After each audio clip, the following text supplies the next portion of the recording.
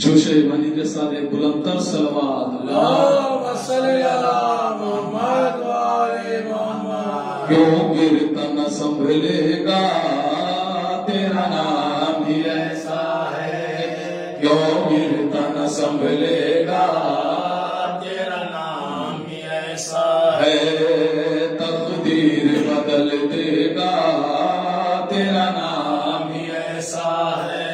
دل دشمن کا جلے گا تیرا نام ہی ایسا ہے۔ مقبول ہوئی محمد و آل محمد۔ مقبول ہوئی توبہ تیرے نام سے آدم کی، آسان نہ کیوں مشکل ہو مرسل اعظم کی، اے ہم سفر زہرا تیرا نام ہی ایسا ہے، اے ہم سفر زہرا تیرا نام ہی ایسا ہے۔ کیوں گرتا نہ سنبھلے گا تیرا نام ہی ایسا ہے۔ خوشبو ملاتی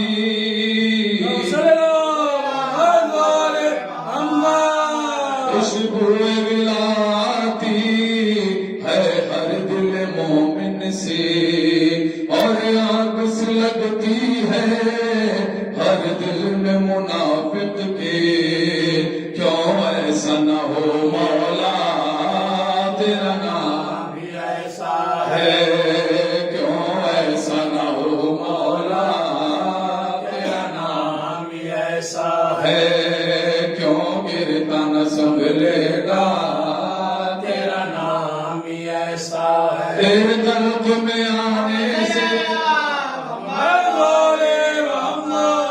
تیرے قلب میں آنے سے جب خوش تھی خدائی بھی، پھر فرق مسلط سے دیوار بھی کعبے کی، کیوں چیر نہ لے سینہ تیرا نام ہی ایسا ہے، کیوں چیر نہ لے سینہ تیرا نام ہی ایسا ہے، کیوں گرتا نہ سنبھلے گا تیرا نام ہی ایسا ہے، دل دشمن کا جلے گا تیرا نام ہی ایسا ہے۔ یہ جسم یہ جان محمد و آل محمد۔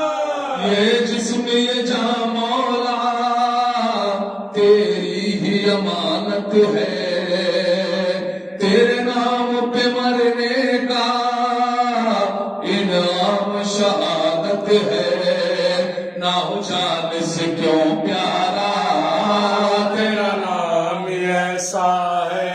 نہ ہو جان سے کیوں پیارا تیرا نام ہی ایسا ہے، کیوں گرتا نہ سنبھلے گا تیرا نام ہی ایسا ہے، دل دشمن کا جلے گا تیرا نام ہی ایسا ہے۔ خوشبو ملاتی محمد و آل محمد۔ خوشبو ملاتی یا علی، یا علی، یا علی، یا علی، اللہم صلی علی محمد و آل محمد۔ خوشبو ملاتی ہے ہر دل مومن سے، اور آگ سے لگتی ہے ہر دل میں منافق کے، کیوں ایسا نہ ہو مولا تیرا نام ہی ایسا ہے۔ کیوں ایسا نہ ہو مولا تیرا نام ہی ایسا ہے۔ ہے، کیوں گرتا نہ سنبھلے گا تیرا نام ہی ایسا ہے۔ ہے، دل دشمن کا جلے گا تیرا نام ہی ایسا ہے۔ مقبول ہوئی توبہ محمد و آل محمد۔ مقبول ہوئی توبہ تیرے نام سے آدم کی، آسان نہ کیوں مشکل کوثل اعظم کی اے ہم سفر زہرا تیرا نام بھی ایسا ہے اے ہم سفر زہرا تیرا نام بھی ایسا ہے کیوں گرتا نہ سنبھلے گا تیرا نام بھی ایسا ہے تقدیر بدل دے گا تیرا نام بھی ایسا ہے دل دشمن کا جلے گا تیرا نام بھی ایسا ہے یہ جسم یہ جان یہ جسم یہ جان مولا تیری ہی امانت ہے تیرے نام پہ مرنے کا انعام شہادت ہے نہ ہو جان سے کیوں پیارا تیرا نام بھی ایسا ہے نہ ہو جان سے کیوں پیارا تیرا نام بھی ایسا ہے کیوں گرتا نہ سنبھلے گا تیرا نام بھی ایسا ہے دل دشمن کا جلے گا تیرا نام بھی ایسا ہے تیرے خلق میں تیرے خلق میں آنے سے جب خوش تھی خدائی بھی پھر فرق مسرت سے دیوار بھی کعبے کی کیوں چیر نہ لے سینہ تیرا نام بھی ایسا ہے کیوں چیر نہ لے سینہ تیرا نام بھی ایسا ہے کیوں گرتا نہ سنبھلے گا تیرا نام بھی ایسا ہے دل دشمن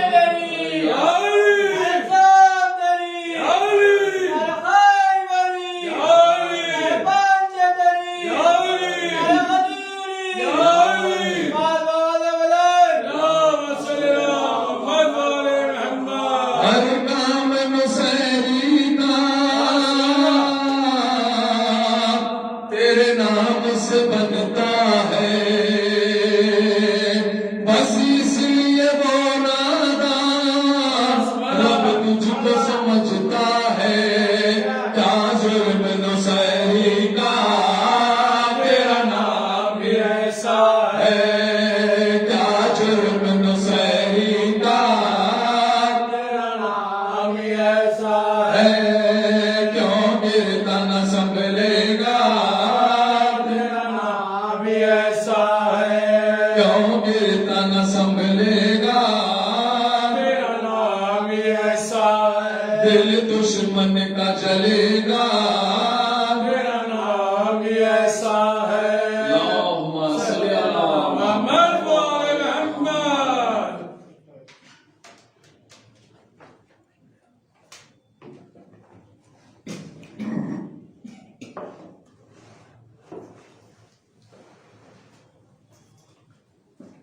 درود پڑھ دیے محمد وعلی محمد اللهم صل على محمد وعلى محمد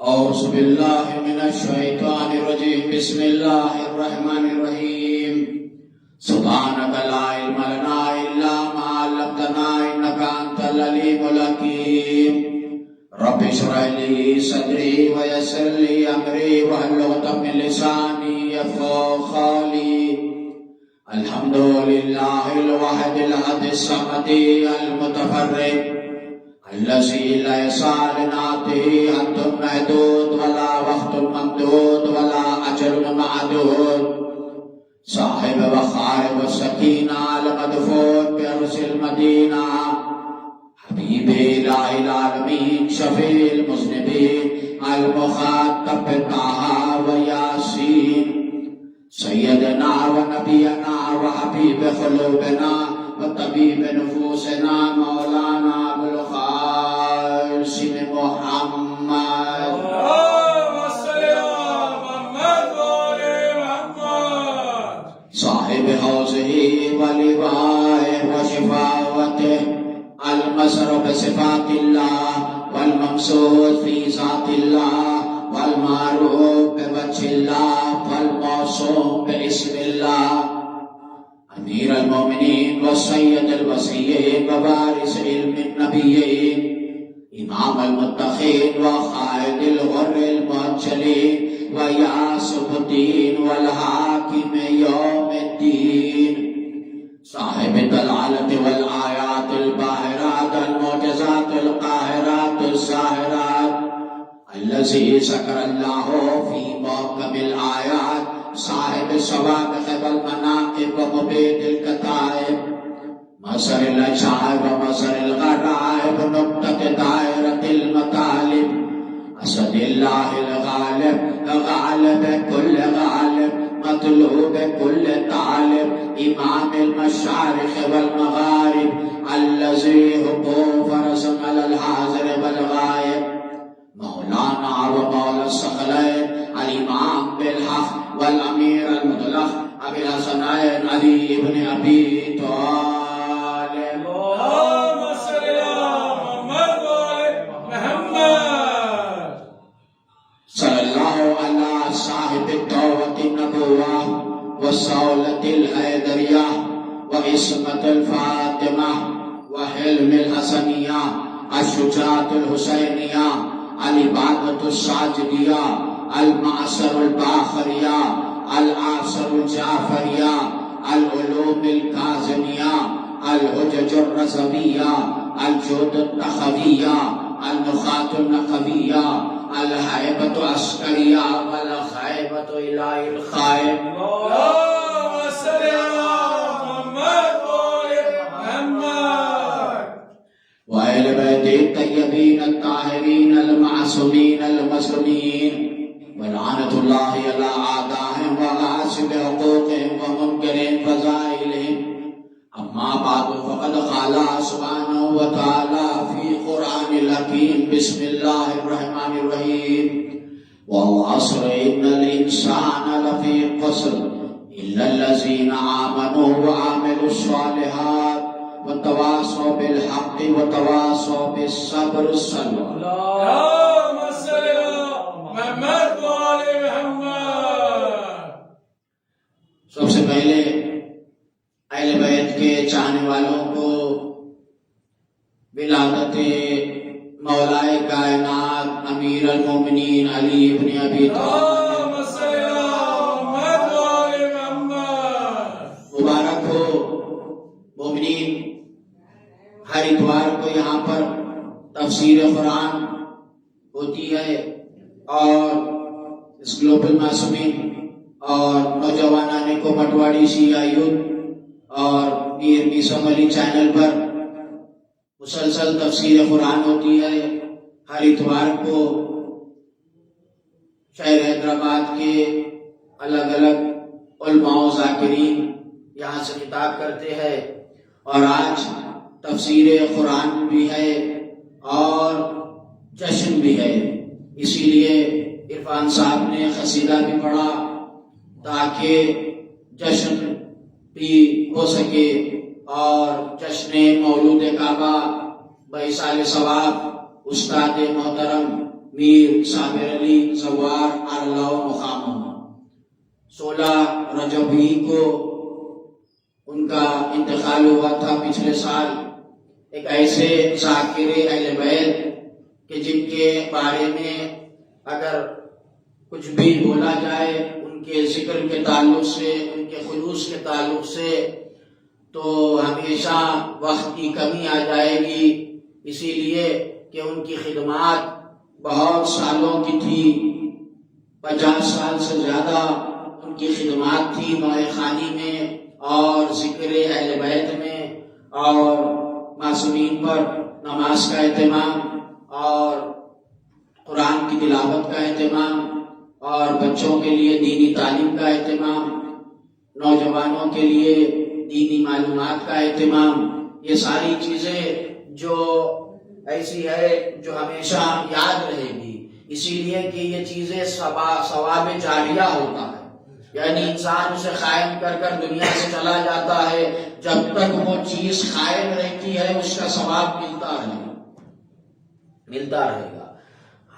اور 16 رجب کو جب ان کا انتقال ہوا تھا تو انتقال سے پہلے انہوں نے جشن کیا تھا.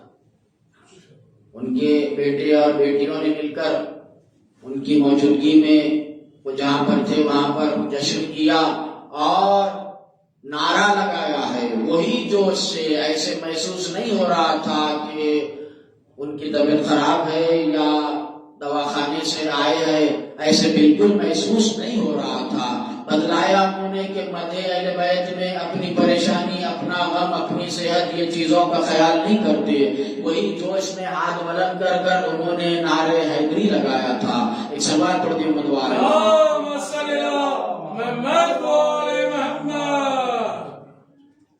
آخری وقت بھی جو ذکر اہل بیت کرتے رہے جن کے ہونٹوں پر مولا علی کا نام تھا، اسی لیے یہ شب بائیسال ثواب جشن مولود کعبہ میر صابر علی زوار کی سال ثواب کا جشن یہاں پر گلوبل معصومین آفس میں رکھا گیا ہے.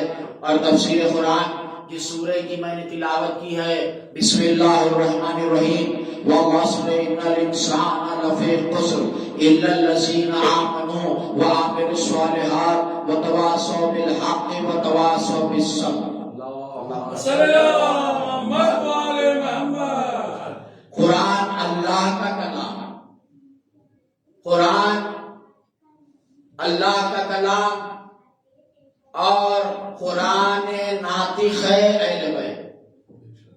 قرآن ناطق بولنے والا قرآن ہے اہل بیت، کیونکہ قرآن جو کہے گا اسے عام بشر، کوئی بھی بشر، عام تو بہت دور کی بات ہے، کوئی بھی بشر اللہ کا کلام نہیں سمجھ سکتا سوائے ذات معصوم.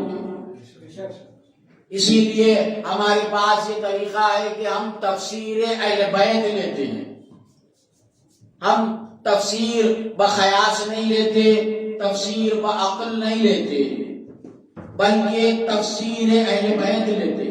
تفسیر اجماع نہیں لیتے بلکہ تفسیر اہل بیت لیتے ہیں. تفسیر اس سے لیتے ہیں جس کے گھر پر آیتیں نازل ہوئی ہیں.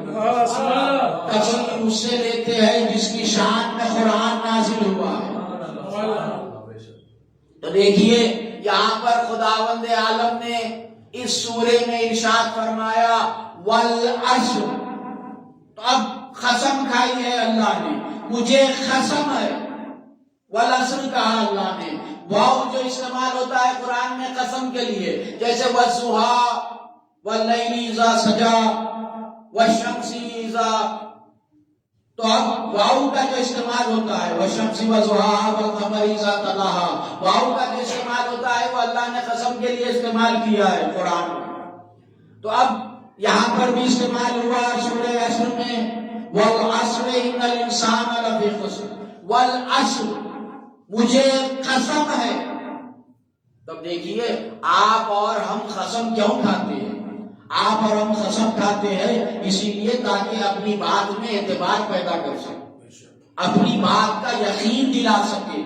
اسی لیے آپ اور ہم قسم کھاتے ہیں. یہ بتلائیے کہ اللہ کو کچھ کہنے کے لیے اپنی بات میں اعتبار پیدا کرنے کی ضرورت ہے؟ نہیں. اس کا کلام تو وہ ہے کہ جو سب سے اعلیٰ، سب سے بلند ہے. اسی لیے قرآن پر کوئی کتاب نہیں رکھی جا سکتی. جو بھی کتاب رکھی جائے گی وہ قرآن کے نیچے، قرآن کے اوپر قرآن ہی رکھ سکتے ہیں. اسی لیے رسول اکرم نے مولا علی کو اپنے دوش پر کھڑا کیا تھا. جب صحابہ نے پوچھا تھا کہ یا رسول اللہ آپ نے مولا علی کو اپنے دوش پر کیوں کھڑا کیا، تو رسول اکرم نے کہا تھا قرآن پر قرآن رکھا جا سکتا ہے. تو اب اللہ کا کلام سب سے بلند، سب سے اعلیٰ، تو اب اللہ کو قسم کھانے کی کیا ضرورت ہے؟ تفسیر کرنے والوں سے میں پوچھ رہا ہوں کہ جو تفسیر کرتے ہیں عقل سے، تفسیر کرتے ہیں اجماع سے، جو الگ الگ تفسیر کرتے ہیں ان سے پوچھ رہا ہوں جو تفسیر اہل بیت چھوڑ کر تفسیر کرتے ہیں، اللہ نے قسم کیوں کھائی ہے؟ کوئی نہیں بتلا سکتا اللہ نے کیوں قسم کھائی ہے. تفسیر اہل بیت میں آیا اللہ قسم اسی لیے نہیں کھاتا تاکہ کے بات میں اعتبار پیدا کر سکے، بلکہ اللہ قسم اسی لیے کھاتا ہے جس شے کی قسم کھا رہا ہے اس کی عظمت کو بتلا سکے۔ والعصر کہا، ابھی میں قسم ہی پر ہوں، عصر پر نہیں آیا۔ والعصر کہا کہ مجھے قسم ہے۔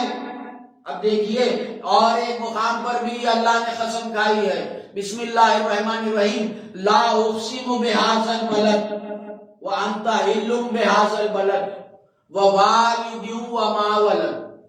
سورہ بلد میں اللہ ارشاد فرما رہا ہے لا اقسم بسم اللہ الرحمن الرحیم لا اقسم بہذا البلد، کہا کہ اے میرے حبیب مجھے قسم ہے اس شہر کی۔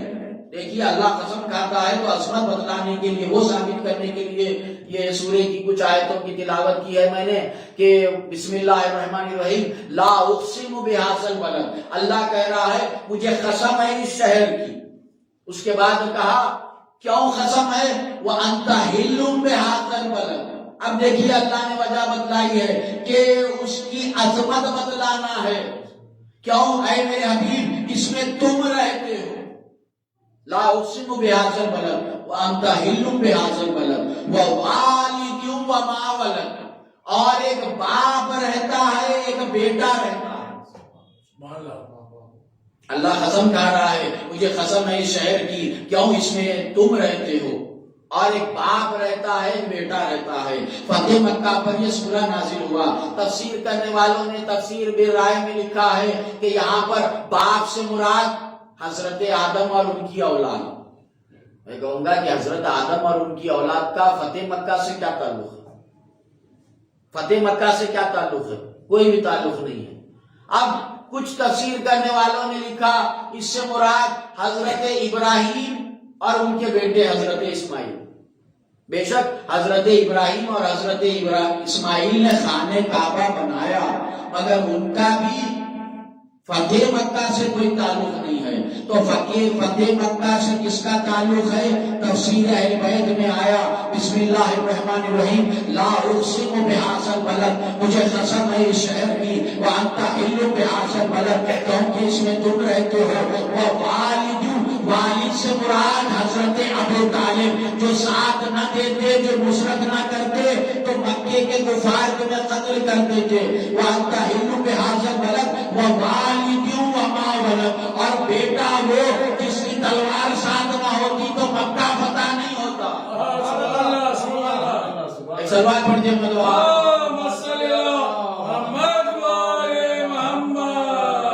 تو اللہ قسم کھاتا ہے اسی لیے تاکہ اس کی عظمت کو بتلا سکے، عظمت کو بتلا سکے۔ کہا کہ والعصر، مجھے عصر کی قسم۔ عصر سے مراد کہا کہ زمانہ، عصر سے مراد مولا حسین کی وہ نماز جو مولا حسین نے عصر تنگ کے وقت پڑھی تھی۔ تو ابھی مولا حسین نے وہ نماز پڑھی نہیں ہے، مگر اس سے پہلے سورہ نازل ہوا۔ کیوں؟ اللہ کے لیے زمانے کی قید نہیں ہے، آنے والا زمانہ گزر گیا سو زمانہ، وہ زمانے کی بھی اللہ کے لیے کوئی قید نہیں ہے، وہ ہر زمانے میں ہے، ہر زمانے میں رہے، حیوم یا قیوم جس کی ذات ہے۔ تو اب اللہ نے قسم کھائی ہے مولا حسین کی اس نماز کی جو مولا حسین نے روز عاشور پڑھی تھی، اس عصر کی نماز کی قسم کھائی ہے۔ اور تفسیر اہل بیت میں آیا ہے عصر سے مراد امام ولی عصر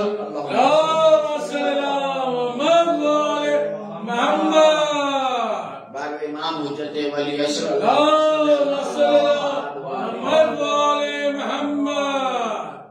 وہ مراد ہے اس سے، اسی لیے اللہ نے قسم کھائی ہے والعصر، والعصر ان الانسان لفی خسر۔ اللہ اتنی بڑی قسم کھا رہا ہے، قسم کی عظمت کیوں کھائی ہے وہ بھی بتلا دیا سورے میں۔ اس کے بعد اللہ نے قسم کھا کر کہہ رہا ہے اللہ کہ انسان گھاٹے میں ہے۔ انسان گھاٹے میں ہے جب اللہ کہہ رہا ہے تو اس سے مراد یہ ہے کہ انسان جہنم میں جائے گا، جہنم میں جائے گا، انسان نقصان اٹھائے گا، بسم اللہ الرحمن الرحیم والعصر ان الانسان لفی خسر، بے شک انسان گھاٹے میں ہے، الا الذین، سوائے ان لوگوں کے، اب دیکھیے یہ کہا جاتا ہے اکثر لوگ جنت اور جہنم کے ٹھیکیدار بنے ہوئے ہیں، کہتے ہیں کہ فلاں جنتی فلاں جنتی، فلاں جہنمی، ہر کوئی ایک فرقہ ایک کو جہنمی کہتا ہے، اپنے آپ کو جنتی کہتا ہے، مگر قرآن نے کلیہ بتلایا، کہ دیکھو جنتی کون ہے، قرآن نے بتلایا کہ جنتی کون ہے، 4 کوالٹیز جس میں رہے وہ جنتی ہے قرآن کے اعتبار سے۔ میں اپنی کوئی رائے نہیں بیان کر رہا ہوں، تفسیر قرآن میں یا منبر پر اپنی رائے دینا نہیں ہے، اپنی عقل لڑانا نہیں ہے، جو ہم کتنے، ہماری عقل کتنی۔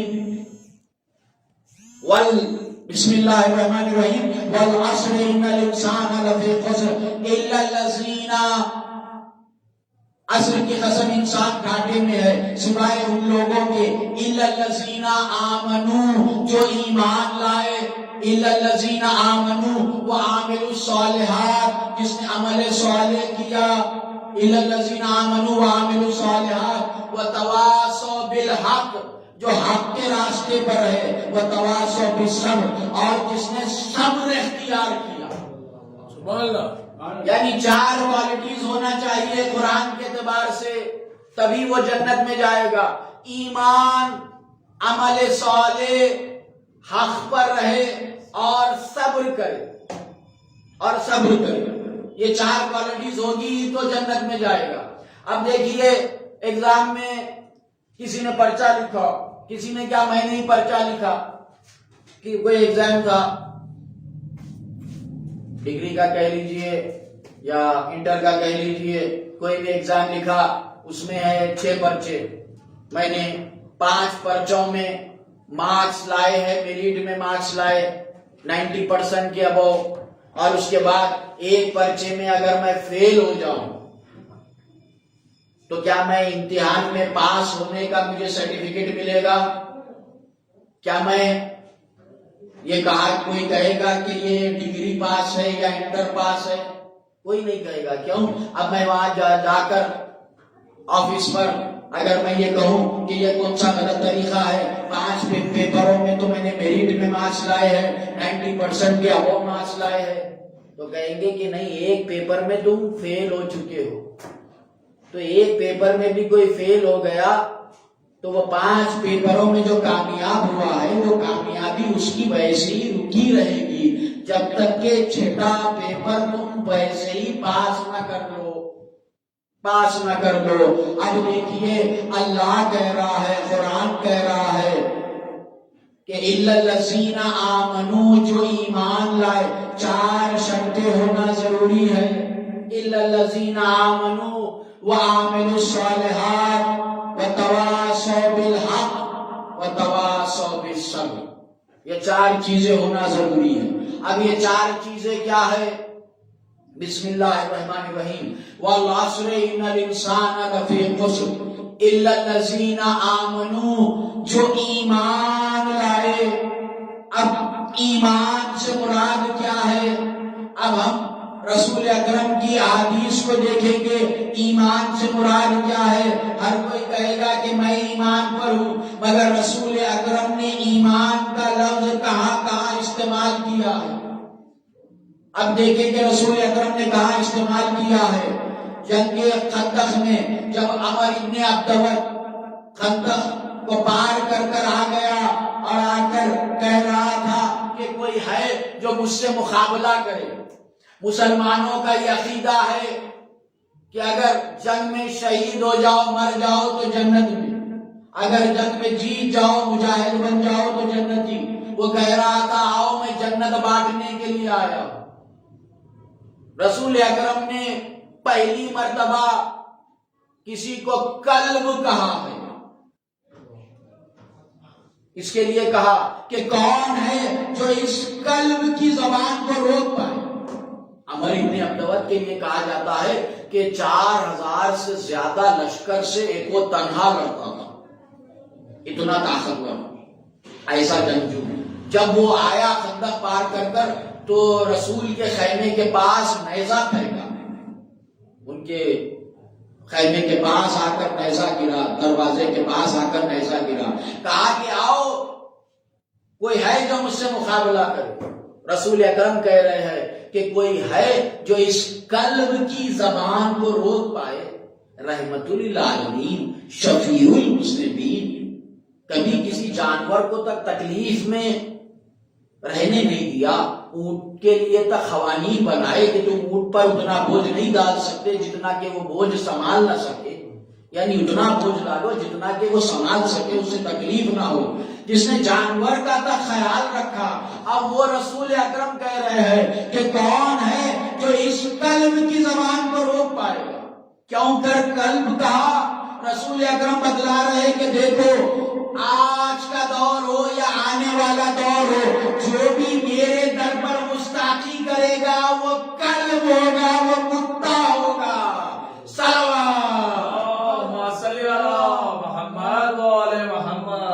جو بھی رسول کے در پر گستاخی کرے گا، اور وضاحت نہیں کر سکتا، آپ لوگ سمجھ گئے میں کیا بات کر رہا ہوں۔ تو رسول اکرم نے کہا کہ کون ہے جو اس کی آواز روک سکے؟ مگر سارے لوگوں میں سناٹا چھائے ہوا، ایسے محسوس ہو رہا ہے کہ سروں پر طائر بیٹھے ہوئے، خاموش، ہل بھی نہیں رہے ہیں، جیسے کہ طائر سر پر بیٹھ جائے، ہل بھی جائیں گے تو اڑ جائے گا۔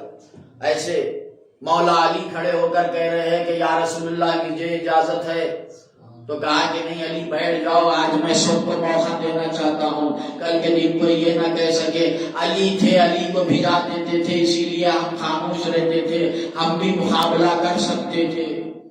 تو اسی لیے آج میں سب کو موقع دینا چاہتا ہوں۔ اب سارے لوگ خاموش ہے، بہت دیر رسول اکرم نے انتظار کیا، اس کے بعد کہا کہ جاؤ علی جاؤ، تم ہی فتح کرو۔ اب مولا علی چلے تو اب رسول اکرم نے اس لفظ کا استعمال کیا ایمان کا۔ کیا لفظ کا استعمال کیا؟ کہا کہ کل ایمان کل کفر کے مقابل میں جا رہا ہے، کل ایمان کل کفر کے مقابل میں جا رہا ہے۔ تو مولا علی ہے کل ایمان، اور مولا علی کے ماننے والے ہیں ایمان والے۔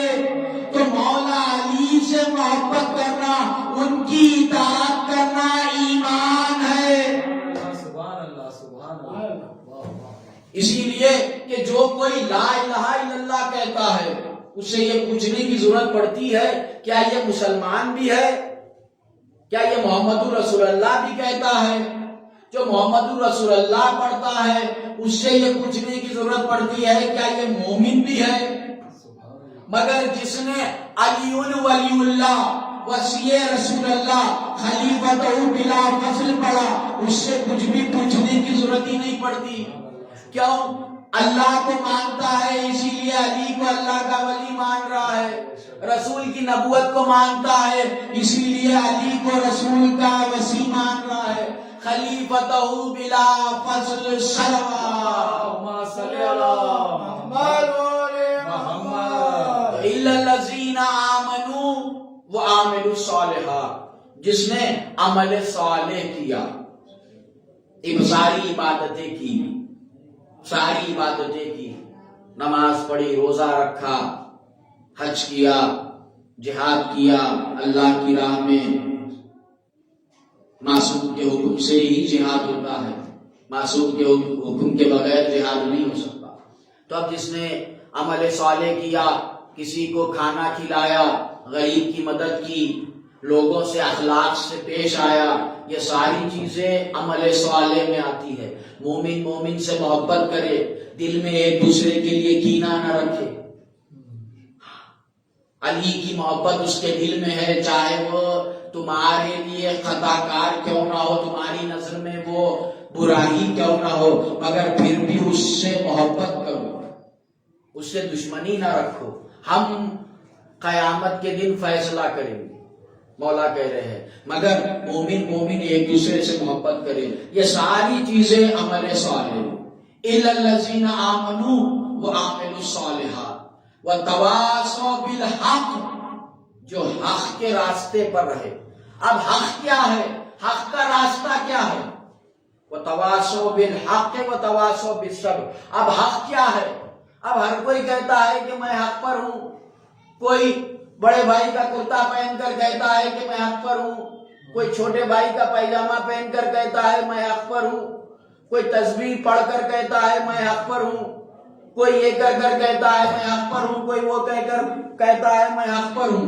ہر کوئی کہتا ہے میں حق پر ہوں. اب پتا کیسے چلے گا کہ حق کیا ہے؟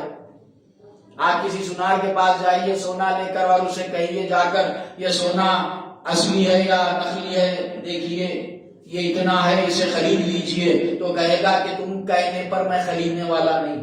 میرے پاس ایک کسوٹی ہے، اس پر میں چیک کروں گا کہ یہ سونا کیسا ہے، یہ اصلی ہے یا نقلی ہے، یہ کتنے کیرٹ کا ہے. اس کے بعد جو کسوٹی ہوتی ہے اس سے وہ چیک کرتا ہے، اس کے بعد کہے گا اصلی ہے یا نقلی ہے. اب رسول اکرم نے خاتم النبیین نے کسوٹی دی ہے، رحمت للعالمین نے کسوٹی دی ہے، بانی اسلام نے کسوٹی دی ہے. کہا کہ اس پر چیک کرو سب کو تو پتا چلے گا کہ کون حق پر ہے کون حق پر نہیں ہے. وہ کسوٹی کیا ہے؟ تو رسول اکرم نے حدیث ارشاد فرمائی علی مال حق والحق مال علی صلوات صلی اللہ محمد والے محمد.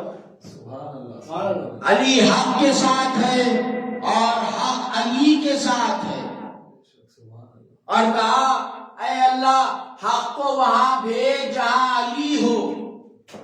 یہ نہیں کہا کہ جہاں حق ہے وہاں علی کو بھیج، بلکہ کہا علی جہاں ہو وہاں حق کو بھیج.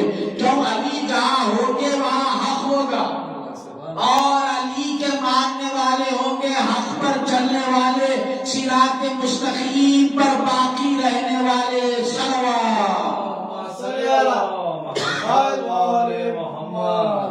الا الذین آمنوا وعملوا الصالحات وتواصوا بالحق وتواصوا بالصبر. جس نے صبر اختیار کیا. دیکھیے اگر انسان صبر اختیار کر لے تو ساری گناہوں سے محفوظ رہے گا. سارے گناہ جو ہوتے ہیں وہ بے صبری میں ہی ہوتے ہیں.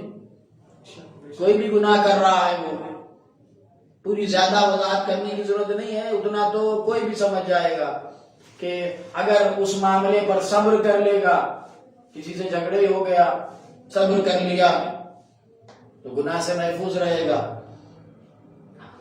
صبر کر لیا مگر ظلم سے نہیں. صبر الگ ہے، اور کوئی ظلم کر رہا ہے تو ظلم سہنا نہیں. ظلم سہنا نہیں ہے، کیونکہ ظالم وہی نہیں ہے جو ظلم کرتا ہے، بلکہ ظالم وہ بھی شمار ہوگا جو ظلم سہے گا. ظلم نہیں، بلکہ اگر کسی بات پر ناراضگی ہو جائے تو صبر کر لیا. الا الذین آمنوا وعملوا الصالحات وتواصوا بالحق وتواصوا بالصبر. جس نے صبر اختیار کیا، کوئی بھی گناہ سے بچنے کے لیے صبر اختیار کر لیا، وہ گناہ سے محفوظ رہیں گے. الا الذین آمنوا وعملوا الصالحات وتواصوا بالحق وتواصوا بالصبر. جس نے صبر اختیار کیا. تو اب 4 چیزیں ضروری ہے جنت میں جانے کے لیے کہ ایمان، عمل صالح، حق اور صبر، جو قرآن کہہ رہا ہے. اور ہم لوگ ایمان پر رہتے ہیں، عمل صالح کرتے ہیں، اور حق کے راستے پر ہے، اور صبر کرتے ہیں. اور قرآن کہہ رہا ہے بسم اللہ الرحمن الرحیم ان اللہ مع الصابرین. اللہ صبر کرنے والوں کے ساتھ ہے. ایک سبات پڑھیے بدوال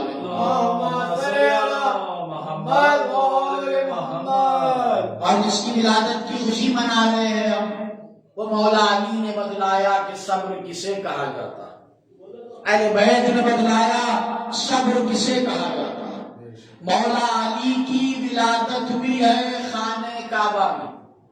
خانہ کعبہ میں ولادت ہوئی. ظاہری ولادت خانہ کعبہ میں۔ دیکھیے کسی کو اگر خواتین کو اگر بچہ ہونے والا ہو تو وہ گھر کے باہر بھی رہے تو وہ گھر کو آ جاتی ہے، مگر شہزادی فاطمہ بنت اسد جب ولادت کا وقت آیا تو شہزادی فاطمہ بنت اسد جا رہی ہے خانہ کعبہ کی طرف، اپنے گھر سے نکل کر اللہ کے گھر کی طرف جا رہی ہے۔ جب بی بی مریم کو درد ذہ ہوا تو اللہ نے کہا مریم یہاں سے چلی جاؤ، یہ ہمارا گھر ہے، کسی کا سچا خانہ نہیں ہے۔ سبحان اللہ سبحان اللہ۔ نبی بھی معصوم ہوتا ہے، مگر اللہ نے کہا کہ اے مریم یہ ہمارا گھر ہے، یہ کسی کا سچا خانہ نہیں ہے۔ ایک معصوم کی ماں کو بھجا دیا، ایک معصوم کی ماں کو اللہ بلا رہا ہے۔ بلانے کی دلیل یہ ہے کہ خانہ کعبہ کی دیوار شق ہو رہی ہے۔ شہزادی فاطمہ بنت اسد دروازے سے نہیں گئی، دروازے سے جاتی تو کہہ دیتے عرب کے سردار تھے، ان کے شوہر حضرت ابو طالب، چابی ان کے پاس تھی، دروازہ کھولا اور چلی گئی۔ اس میں فضیلت کی کیا بات ہے؟ اللہ نے بدلایا، دیکھو میں دیوار شق کر کر بدلاؤں گا کہ میں بلا رہا ہوں۔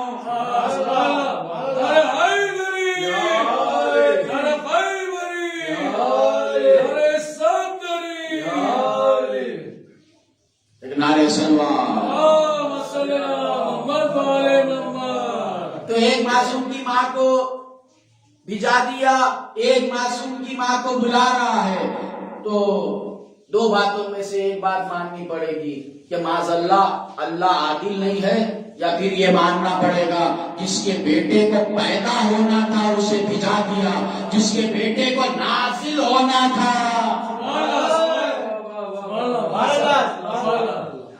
بے شک میں ولادت کا قائل ہوں، ولادت ہے، مگر عام ولادت نہیں ہے، ہماری جیسے ولادت ہوتی ہے ویسی ولادت نہیں ہے، ہر کسی کی جیسے ولادت ہوتی ہے وہ ولادت نہیں ہے۔ کیوں؟ کسی بھی مقام پر اگر بچہ پیدا ہو، بچہ نجس، ماں نجس ہو گئی، مقام نجس ہو گیا، مقام نجس ہو گیا، مگر شہزادی فاطمہ بنت اسد تو خانہ کعبہ میں گئی ہے، اللہ کا گھر پاک و پاکیزہ، جس کے لیے اللہ نے حضرت ابراہیم سے کہا طہارا بیتی، تم اسے پاک رکھو، تم اسے پاک کرو، اور اہل بیت کے لیے وَيُطَهِّرَكُمْ تَطْهِيرًا، ہم پاک رکھیں گے۔ اب ولادت بھی ہو رہی ہے تو ایک خانہ کعبہ کی پاکیزگی کے لیے حضرت ابراہیم، اہل بیت کی پاکیزگی کے لیے اللہ ذمہ داری لے رہا ہے، ولادت ہوئی، مگر ایسی پاک و پاکیزہ ولادت اس کی ذمہ داری اللہ قرآن میں لے رہا ہے۔ بسم اللہ الرحمن الرحیم، انما یرید اللہ لیذھب عنکم الرجس اہل البیت ویطہرکم تطہیرا، ہم نے اہل بیت سے نجاست کو ایسے دور رکھا جیسا کہ دور رکھنے کا حق ہے، جیسا کہ دور رکھنے کا حق ہے۔ تو پتا چلا خانہ کعبہ اتنا پاک ہے جتنی حضرت ابراہیم میں طاقت ہے، اور اہل بیت اتنے پاک ہے جتنی اللہ میں قدرت ہے۔ تو ایسی ولادت ہوئی۔ اور دیکھیے اگر کوئی بھی اگر خواتین اگر کسی گھر کے پاس جائے، اگر وہاں کی اگر دیوار شق ہو جائے تو وہ اندر جائے گی یا باہر بھاگے گی؟ کوئی بھی دیکھ کر ڈر جائے گا، فطرت انسانی ہے، دیوار کیسے شق ہو گئی؟ مگر شہزادی فاطمہ بنت اسد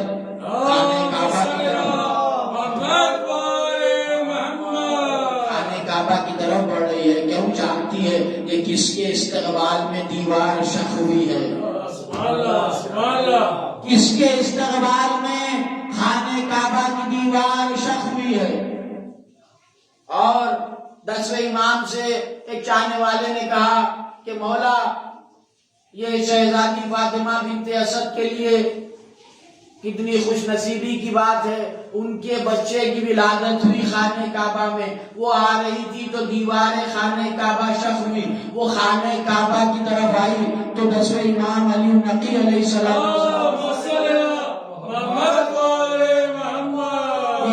فرمایا یہ شہزادی فاطمہ بنت اسد کے لیے فضیلت کی بات نہیں ہے کہ ان کے بچے کی ولادت ہوئی خانہ کعبہ میں، بلکہ خانہ کعبہ کے لیے فضیلت کی بات ہے کہ اس میں ان کے بچے کی ولادت ہوئی۔ اگر شہزادی فاطمہ بنت اسد کچھ دیر اگر رک جاتی تو خود کعبہ چلا آتا۔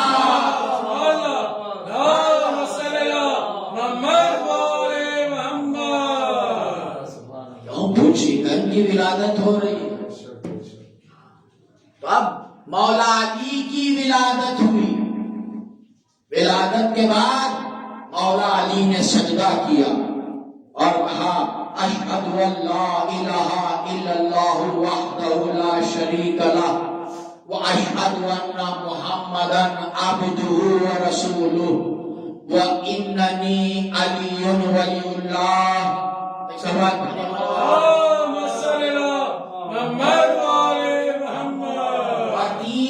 اللہ نے مہمان رکھا اپنے گھر میں۔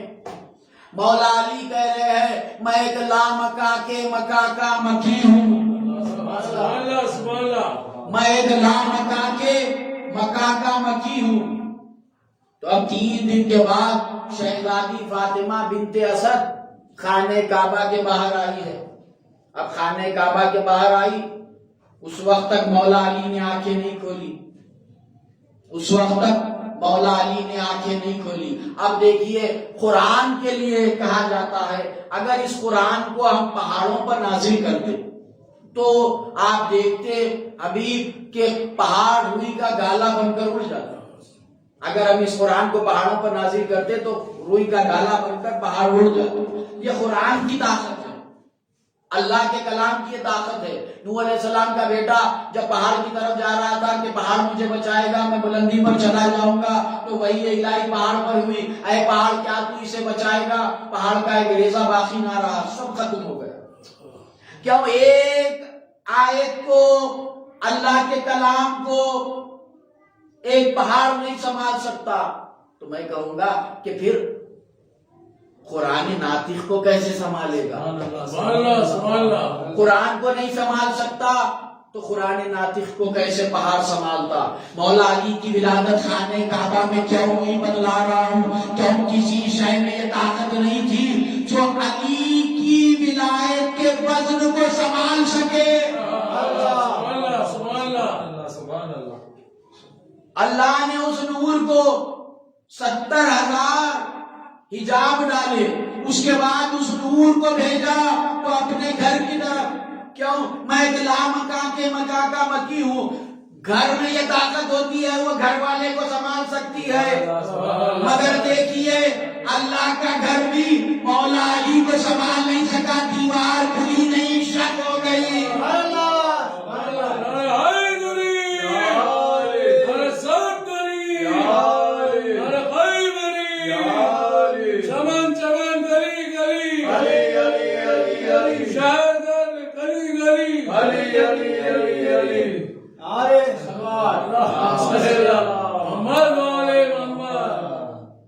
تب دیکھیے نور مولا علی کو خانہ کعبہ کی دیوار بھی سنبھال نہیں سکی اور شک ہو گئی۔ مولا علی نے آنکھیں نہیں کھولی 3 دن تک۔ جب رسول اکرم نے آغوش میں لیا تو مولا علی نے آنکھیں کھولی۔ سبحان اللہ، سبحان اللہ۔ مولا علی نے آنکھیں کھولی۔ اب ایک محبوب دوسرے محبوب کو دیکھ رہا ہے۔ اللہ کے محبوب ہے محمد مصطفیٰ صلی اللہ علیہ وسلم، اور رسول اکرم جس سے سب سے زیادہ محبت کرتے ہیں وہ اہل بیت ہے، مولا علی ہے، شہزادی ہے، حسنین ہے، ان سے سب سے زیادہ محبت کرتے ہیں۔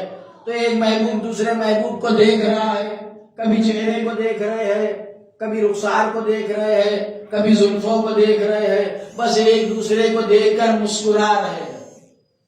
اب رسول اکرم نے مسکراتے ہوئے اب مولا علی کو دیکھ رہے ہیں۔ مولا علی نے توریت پڑھی۔ عام ولادت ہو تو کیا بچہ پیدا ہونے کے بعد بات کرتا ہے؟ نہیں، بات نہیں کرتا۔ وہ ایک معصوم حضرت عیسیٰ نے کلام کیا تھا جھولے میں، اور یہاں پر مولا علی کلام کر رہے ہیں۔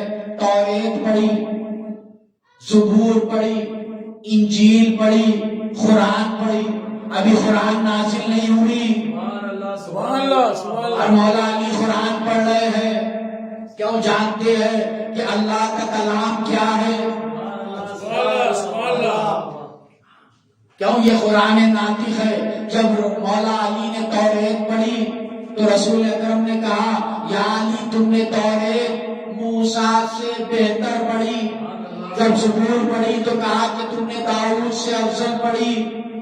جب انجیل پڑھی تو کہا کہ تم نے انجیل عیسیٰ سے بہتر پڑھی، اور جب قرآن پڑھی تو کہا کہ یا علی تم نے قرآن میرے جیسی پڑھی ہے۔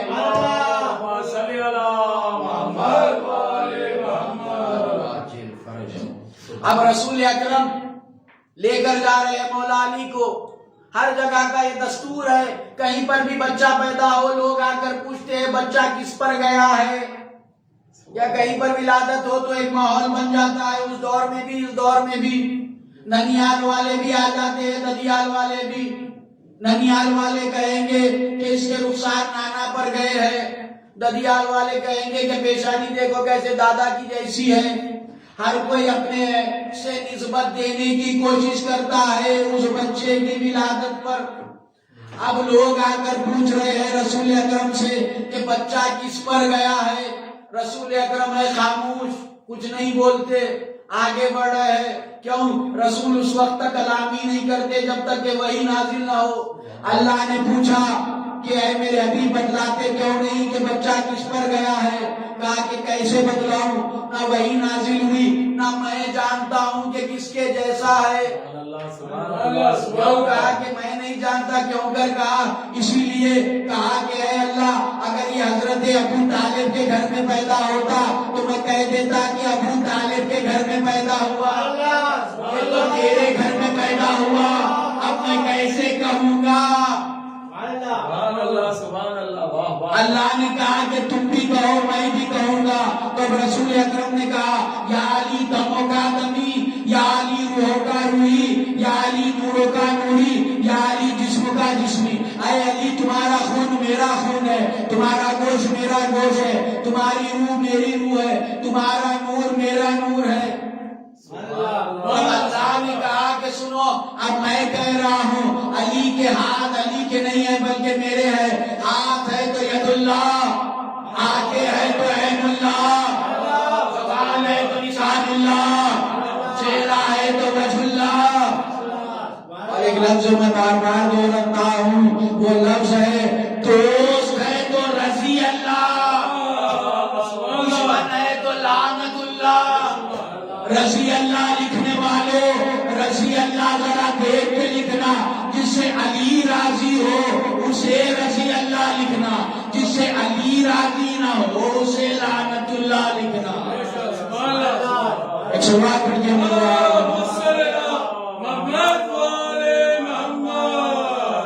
چاہے دنیا میں ملے راحت وبا مل جائے، شدت عشق ملے غم کا سلیقہ مل جائے، کاش ہے دل حاضر در دولت پر فاطمہ آپ کی اولاد کا صدقہ مل جائے۔ ربنا تقبل منا انکا انت السمیع العلیم۔ باری اللہ ہمارے ذکر خلیل کو قبول فرما، ہماری اس عبادت جو ذکر علی عبادت ہے اس عبادت کو قبول فرما۔ جہاں جہاں بھی مومنین و مومنات ہیں ان کی جان مال عزت آبرو کی حفاظت فرما۔ مقامات مقدسہ کربلا معلیٰ نجف اشرف تمام مقامات مقدسہ کی حفاظت فرما۔ اور اس جشن کے جو بانیان ہیں اور جو لائیو ٹیلی کاسٹ بتلا رہے ہیں، گلوبل معصومین، نوجوانان کو بٹواڑی اور نوجوانان کو بٹواڑی شیعہ یوتھ میر بیسم علی ان کے کاروبار میں ترقی عطا فرما۔ اور یہ مومنین جو علیل ہے بحق کے چوتھے امام بحق کے 4 معصومین انہیں صحت یاب فرما۔ سید علی ظہیر عابدی صاحب جو علیل ہے اور عسکری عباس صاحب جو علیل ہے، باغ کے چوتھے امام، باغ کے چہردہ معصومین، انہیں جلد صحت یاب فرما۔ الہی آمین۔ اور جان بن صابر صاحب، ان کے عمر اقبال میں ترقی عطا فرما۔ آمین۔ کہ گھر والوں کو، اولاد کو، ان کے بھائیوں کو اللہ کوئی غم نہ دے سوائے غم حسین۔ الہی آمین۔ جلد ولی اصل کا ظہور ہو، ہمیں ان کے مولا کے ناصروں میں شمار فرما۔ اللہم صلی علی محمد۔ محمد و آل محمد۔ مومنین آپ سے گزارش ہے کہ ایک سورہ فاتحہ جملہ مومنین و مومنات مرحومین، خصوصاً میر احمد علی زوار علی اللہ مقامہ اور میر صابر علی زوار استاد محترم علی اللہ مقامہ، نوح خان میر حسن علی زوار، کنیز عباس، کنیز فاطمہ، فرزانہ بیگم اور شہزادی بیگم اور معصومہ بیگم بنت مرزا سجاد علی بیگ، اور ان تمام مومنین کے لیے سورہ فاتحہ پڑھ دیجیے۔